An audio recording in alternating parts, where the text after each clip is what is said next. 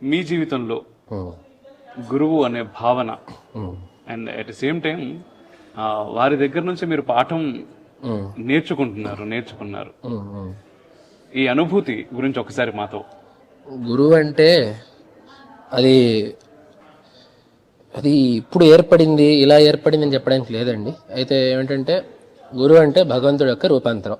భగవంతుడు రకరకాల రూపాల్లో రకరకాల పనులు చేస్తుంటాడు.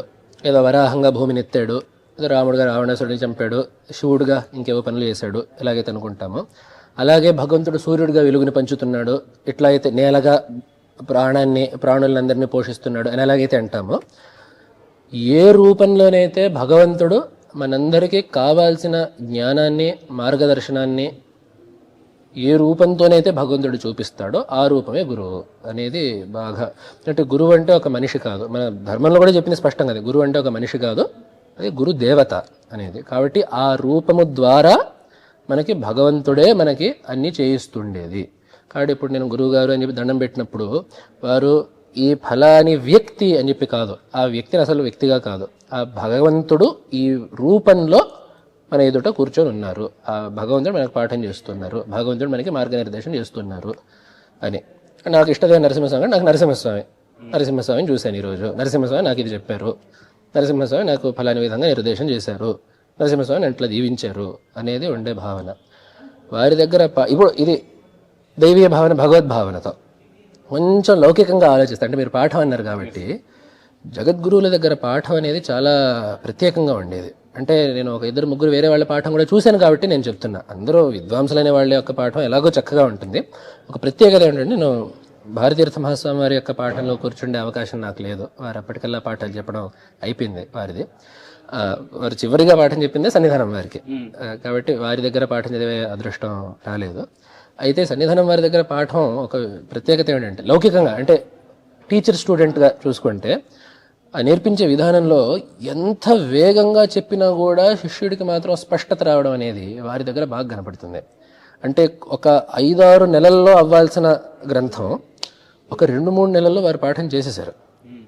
అయినా కూడా ఇప్పుడు ఏదో ఆ గ్రంథం అయిపోయింది అని చెప్పి కాదు, మా అందరికీ కూడా నాకు స్పష్టంగా దృఢమైన అవగాహన కలిగింది, ఇప్పుడు దానిలోంచి నేను చెప్పాలని ఉపవాదం చేయాలని కూడా అంతా అవుతుంది. అయితే అంత వేగంగా ఎలా చెప్పారు, అయినా కూడా వారు స్పష్టంగా అన్ని విషయాలు ఎలా విప్పి చెప్పారు అనేది తిరిగి చూసుకుంటే ఆశ్చర్యం వేస్తుంది. అది మనకి ఇప్పుడు ఆలోచిస్తుంటే మనకి కొత్తగా ఉంటుంది తప్ప, అది అవుతుండేటప్పుడు మనకు అసలు వేగంగా అవుతుందని చెప్పి కూడా తెలియదు అనేది. ఒకసారి గురుగారు నాకు చూపించారు కూడా ఆ పుస్తకంలో.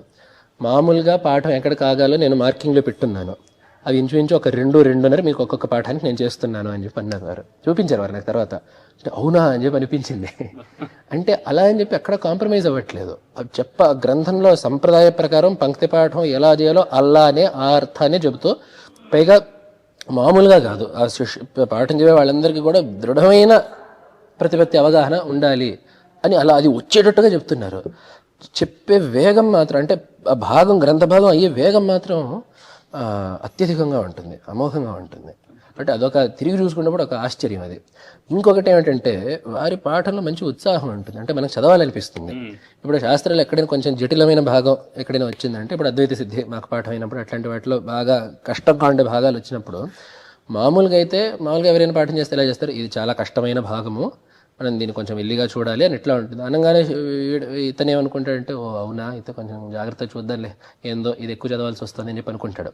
వారి దగ్గర మాత్రం అది వారి అంటే వారి ముఖ కబళికల్లో వారి యొక్క ప్రవృత్తిలో తెలుస్తుంటుంది ఏమిటంటే, ఎక్కడైతే శాస్త్రం మంచి పట్టుగా ఉందో వారికి దాని మీద బాగా ఇంకా ఆసక్తి ఎక్కువ అని. కాబట్టి అంటే ఎదురుగా పాఠం చెప్పే గురువుల్లోనే అంత ఆసక్తి ఉన్నప్పుడు అది అప్రయత్నంగా శిష్యుల్లో వస్తుంది. కాబట్టి మాకు ఏమిటంటే గ్రంథంలో ఎక్కడైనా బాగా చిక్కుముడి ఏమైనా వచ్చినప్పుడు, లేదా బాగా కష్టమైన భాగం వచ్చినప్పుడు, ఏంద్ర బాబు ఇదని కాకుండా ఈ విచారం చాలా బాగుంది, దీన్ని మనం బాగా గట్టిగా చూడాలి, ఇది చాలా అసలు శాస్త్రం అందంగా ఉండేదే దీనివల్ల అని ఒక బలమైన భావన మా అందరి మనసులోకి వస్తుంది. కాబట్టి వారు పాఠం చేసేటప్పుడు సరే తేలిగ్గుండే భాగాలు ఎలా వెళ్ళిపోతాయి, కానీ ఆ తేలిగ్గుండే భాగాల కంటే కూడా ఆ జటిలమైన భాగాల మీద వారు చూపించే ఆ సంతోషం అనేది అది అప్రయత్నంగా శిష్యులకు కూడా వస్తుంది. ఎందుకంటే నిజానికి ఆ వైదుష్యం, ఆ పాండిత్యం అట్లాంటిది. పాండిత్యం ఉన్న వాళ్ళకి ఆ పాండిత్య సంబద్ధమైన విషయాల మీదే వాళ్ళకి ఇంకా అభిరుచి మక్కువ ఉంటుంది తప్ప ఊరికి పై మాటలు చెప్పేసుకుంటూ వెళ్తుంటే అది చెప్పేసుకుని వెళ్ళే మాటలే అవుతాయి. కాబట్టి వారు అంత సర్వశాస్త్ర నిష్ణాతులు. అంటే ఇంకో మాట ఏమిటంటే చాలామంది స్వాములు సన్యాసులు ఉన్నారు, అందరూ సాధుమూర్తులు, చాలా పద్ధతిగా ఉండేవాళ్ళు అందరూ ఉన్నారు. కానీ అట్లా ఉంటూనే ఇంత కఠోరమైన నియమనిష్టల్ని పాటిస్తూ ఇంత సుదీర్ఘమైన లోతైన అనుష్ఠానాల్ని చేస్తూ కూడా 5-6 శాస్త్రాల్లో సర్వతోముఖమైన పాండిత్యాన్ని సంపాదించడం అనేది అది దక్షిణామ్నాయ పీఠానికి మాత్రమే చెల్లు. అది అందుకనే ఒక ఆశ్చర్యమైన విషయం ఏంటంటే ప్రతి ఏటా మహాగణపతి వాక్యార్థ విద్వత్ సభ అని చెప్పి జరుగుతుంది శృంగేరిలో. దాంట్లో ప్రధానంగా 4 శాస్త్రాలు, వ్యాకరణం, తర్కం అంటే న్యాయం, పూర్వమీమాంస, అలాగే ఉత్తరమీమాంస వేదాంతం, ఈ 4 శాస్త్రాలు అవుతాయి. ఈ శాస్త్రాలని బాగా చదువుకున్న విద్వాంసులందరూ వచ్చి వాళ్ళ వాక్యార్థాలను వాళ్ళు చెప్తారు. ఈ సదస్సుకి వాళ్ళు చెప్తుంటే ఆధ్యక్ష్యం వహించేది జగద్గురువులు. అయితే ఆశ్చర్యం ఏమిటంటే ఆ ఒక్కొక్క శాస్త్రంలో దశాబ్దాల తరబడి పరిశ్రమ చేసి వచ్చిన పండితులు ఎవరైతే ఉంటారో వాళ్ళకి సందేహ నివృత్తిని జగద్గురువులు చేస్తారు. అది చాలా ఆశ్చర్యంగా అనిపిస్తుంది, చాలా ఆశ్చర్యంగా అనిపిస్తుంది. అంటే ఆశ్చర్యం ఎప్పుడు అనిపిస్తుంది అంటే వీరు మానవ మాత్రం అనుకున్నప్పుడు ఆశ్చర్యంగా ఉంటుంది, అసలు స్వభావం తెలిస్తే ఏమాత్రం ఆశ్చర్యం లేదు. కానీ అది ఒక్కటి ఆశ్చర్యం.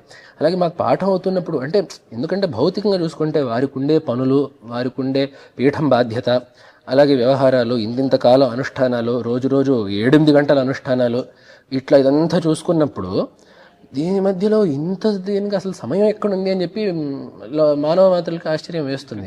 మాకు పాఠం అవుతున్నప్పుడు కూడా నాకు బాగా చాలాసార్లు గుర్తు, మేము పాఠం కూర్చున్నప్పుడు ఆ చుట్టూరు కొన్ని బుక్ షెల్ఫ్స్ ఉంటాయి. ఏదో విషయం వచ్చినప్పుడు నాతో అన్నారు, ఒకసారి అక్కడ వెనకాల ఆ 2వ ర్యాక్లో 3వ పుస్తకంలో ఈ ఫలానా అధ్యాయం దాంట్లో ఈ విషయం గురించి ఉంటుంది అని చెప్పి అన్నారు. అసలు అక్కడ ఏ పుస్తకాలు ఉన్నాయో తెలుసుకోవడమే ఒక మనకు అసలు ర్యాక్లో ముందు వెనకాల అసలు పుస్తకాలు ఎక్కడున్నాయనే మనకు తెలియదు ముందు.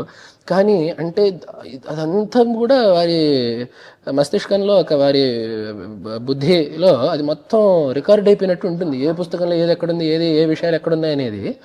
ఇదంతా వారు అసలు చూసారా లేదా, ఏమిటి అంటే ఎప్పుడు చూసారా లేదంటే ఇప్పుడు చూశారు, ఎలా చూశారు, ఇన్ని బాధ్యతల మధ్యలో ఇప్పుడు విజయయాత్రలో మనం చూస్తున్నాం కదండి. విజయయాత్రలో పొద్దున బ్రాహ్మీ ముహూర్తం ముందు వారు లేవడం, అనుష్ఠానం అంతా అయిపోయి మనకి బయటకు వచ్చే వరకు 8-9 అవుతుంది.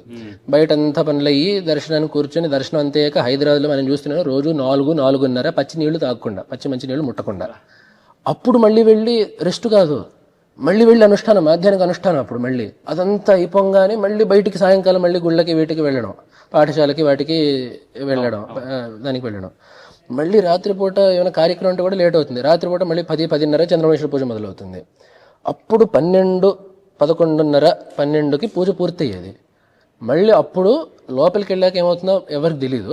పొద్దున మాత్రం మళ్ళీ 3ంటికి రెడీ. అది ఏమిటి ఇప్పుడు ఈ షెడ్యూల్ మధ్యలో అసలు దేనికి టైం ఉందండి? దేనికి టైం లేదు. అయినా కూడా వారు చేసిన అన్ని పనులు ఎవడు చేయలేడు. అది ఎందుకు అని చెప్పంటే ఒకటే మాట, దక్షిణామూర్తి మానవ రూపంలో జరుస్తుంటే తప్ప అది సాధ్యం కాదు. మన ఎదురుగా శారదాంబ ఉన్నారని చెప్పి అనుకుంటే తప్ప అది బుద్ధికి అందే విషయం కాదు. అది చాలా దురూహమైన విషయం అది. కాబట్టి మీరు ఇందాక గురువు అంటే ఏమిటి అని చెప్పి అన్నారు చూడండి. ఇప్పుడు చాలామంది గురువు మీద దైవం అనే భావన పెట్టుకోండి అని చెప్పి అంటారు. నా అదృష్టం కొద్ది నాకు ఇటువంటి గురువు దొరకడం వల్ల ఏదో భావించాల్సిన అవసరం, కళ్ళకు గట్టినట్టు కనపడుతుంటే ఇంకేమనుకుంటాం. ఇటువంటి గురుమూర్తి మన కళ్ళ ఎదురుగా భూమి మీద పాదం మోపి సంచరిస్తుంటే ఇంకేమనుకోవాలి మేము? శారదాంబ, నరసింహస్వామి, దక్షిణామూర్తి తప్ప ఇంకేం అనుకోవడానికి అవకాశమే లేదు అక్కడ. కాబట్టి అది దానివల్ల ఇప్పుడు గురువుగారికి నమస్కారం పెట్టేటప్పుడు కానీ, వారిని చూసేటప్పుడు కానీ, వారితో మాట్లాడేటప్పుడు కానీ ఆ జాగ్రత్త, ఆ భయం, ఆ మర్యాద అనేది అప్రయత్నంగా ఉంటుంది. ఏదో మనలాగా ఈయన కూడా వ్యక్తి అని చెప్పి అనుకుంటే అది వేరే విషయం. ఇట్లాంటి వాళ్ళు ఎదురుగా ఉండి కళ్ళ ఎదుట రోజు ఇట్లాంటి విషయాలు చూస్తుండేటప్పుడు అసలు ఎంత భగవంతుడి మీద మనకి ఎంత ప్రేమ ఉంటుందో అంత భయం కూడా ఉండాలి, న్యాయంగా ఉండాలి. అది భయం అంటే ఏదో వారు ఏదో చేసేస్తారని చెప్పి కాదు, మన హద్దుల్లో మనం ఉండాలి. వారికి చాలా పనులు ఉంటాయి, వారు చాలా పెద్దవారు, మన హద్దుల్లో మనం ఉండాలి. ఎంత చనువు ఇవ్వడం వారి వాత్సల్యం, హద్దుల్లో ఉండడం మన యొక్క బాధ్యత. కాబట్టి ఎంత అయినా కూడా అట్లా ఉండడం అనేది అది వారు. అందుకనే ఈ జగద్గురు స్థానం అనేది ఇది రాజపీఠంగా విద్యారణ్యుల కాలం నుంచి వస్తుంది. చాలామంది అంటే దూరం చూసే వాళ్ళకి ఈ మర్యాదలు, ఈ రాజమర్యాదలు, వెనకాల శ్వేత ఛత్రం, ఆ ఆసనం అవన్నీ చూస్తే వాళ్ళకి చాలా కొత్తగా ఉంటుంది. అయితే దగ్గరకు వచ్చి కొంత చూసేసరికి ఇది వీరికే చెల్లు అనేది తర్వాత తెలుస్తుంది. ఇంత మర్యాద అనేది ఏమీ అప్రయత్నంగా ఆ మర్యాద అనేది అక్కడ పడిపోతుంది. అది భోజుడు ఒక దగ్గర అంటాడు, తానంతరేణ నిపతేత్కొను మత్ప్రణామ అని చెప్పి, వాళ్ళ దగ్గర కాకపోతే ఇంకెక్కడికి పోవాలి నమస్కారం అని చెప్పి భోజుడు ఒక మాట అంటాడు. అలాగా ఇటువంటి గురుమూర్తులు ఎదురుగా ఉండగా, వారు చేస్తున్న పనులు మనం కళ్ళెదుట చూస్తుండగా, ఇంకా వారికి కాకపోతే ఇంకెవరండి నమస్కార యోగ్యులు ఈ ప్రపంచంలో. కాబట్టి గురువు అంటే ఎవరు, గురువు అంటే అనే భావన ఏమిటి అని చెప్పంటే, ఇది మన నా కళ్ళ ఎదుటి తోచేది. ఎవరో ఒక మంచి మాట చెప్పారు, అది నా మనసులో పడింది. ఏదో జగద్గురువులు నా గురువు అని చెప్పి కాదు, నా గురువే జగద్గురువు అని చెప్పి భావించడంలో ఒక మాధుర్యం ఉంది. కాబట్టి అంతగా ప్రేమించేది, అంతగా ఆరాధించేది అంటే ఆ గురుతత్వం. వారిలో గురువు అంటే ఇది అనేది స్పష్టంగా కనపడుతుంది. వారు ఈ పీఠాన్ని అలంకరించి ఆస్తికులందరినీ కూడా అనుగ్రహించడం అనేది ఆస్తికులందరూ చేసుకునే అదృష్టం.